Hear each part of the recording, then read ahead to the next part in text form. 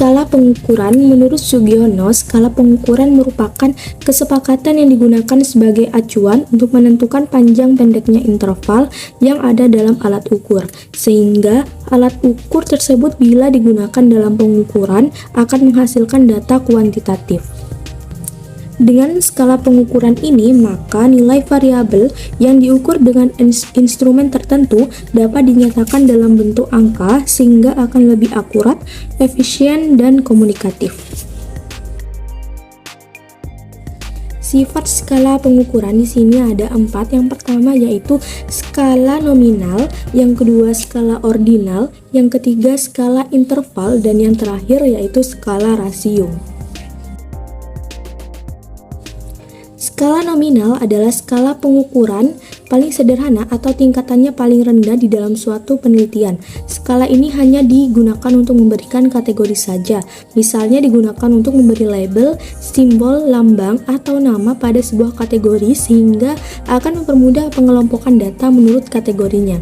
Pada skala nominal ini, peneliti akan mengelompokkan objek, baik individu ataupun kelompok ke dalam kategori tersebut tertentu dan disimbolkan dengan label atau kode tertentu. Kemudian, angka yang diberikan kepada objek hanya memiliki arti sebagai label atau pembeda saja dan bukan untuk menunjukkan adanya tingkatan. Contohnya, variabel jenis kelamin yang dibedakan menjadi laki-laki dan perempuan di dalam sebuah penelitian akan diberi simbol angka sebagai pembeda.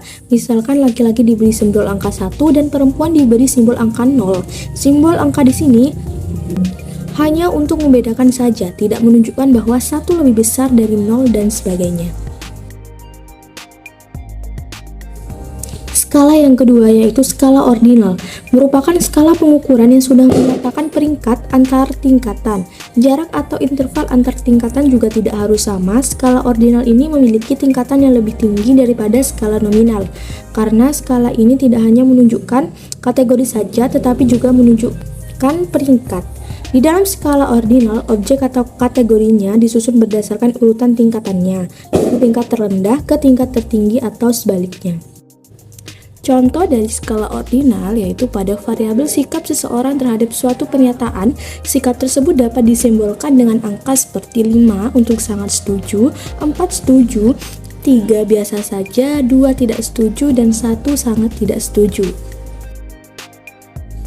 Skala yang ketiga yaitu skala interval, merupakan skala pengukuran yang bisa digunakan untuk menyatakan peringkat untuk antar tingkatan. Jarak atau interval antar tingkatan pun sudah jelas, hanya saja tidak memiliki nilai 0 mutlak. Skala interval ini bisa dikatakan berada di atas skala ordinal dan nominal. Besar interval atau jarak satu data dengan data yang lainnya memiliki bobot nilai yang sama. Besar interval ini bisa saja ditambah atau dikurang. Contohnya, suatu ruangan memiliki suhu 0 derajat Celcius. Ini bukan berarti bahwa ruangan tersebut tidak ada suhunya. Angka 0 derajat Celcius di sini merupakan suhu. Hal ini dikarenakan pada skala interval 0 bukanlah nilai yang mutlak.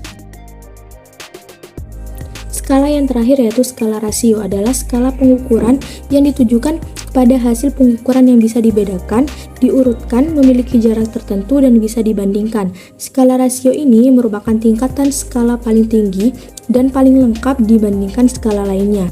Jarak atau interval antar tingkatan sudah jelas dan memiliki nilai 0 yang mutlak. Sebagai contoh, tinggi badan Agung adalah 190 cm, sedangkan tinggi badan Fatinson adalah 95 cm. Pada situasi ini, dapat dikatakan bahwa jarak tinggi badan Fatinson dengan Agung adalah 95 cm. Bisa juga dikatakan tinggi badan Agung 2 kali tinggi badan Fatinson. Skala sikap. Skala sikap adalah satu skala psikometrik yang digunakan dalam kuesioner dan merupakan salah satu teknik yang dapat digunakan dalam evaluasi suatu program atau kebijakan perencanaan. Adapun jenis-jenis skala sikap di sini ada 4. Yang pertama yaitu dichotomous scale atau skala Goodman, yang kedua kategori scale atau skala kategori, yang ketiga Likert scale atau skala Likert, dan yang terakhir semantik diferensial. Baik, itu saja yang bisa saya sampaikan tentang materi skala pengukuran. Semoga apa yang bisa saya sampaikan bermanfaat untuk semuanya. Terima kasih.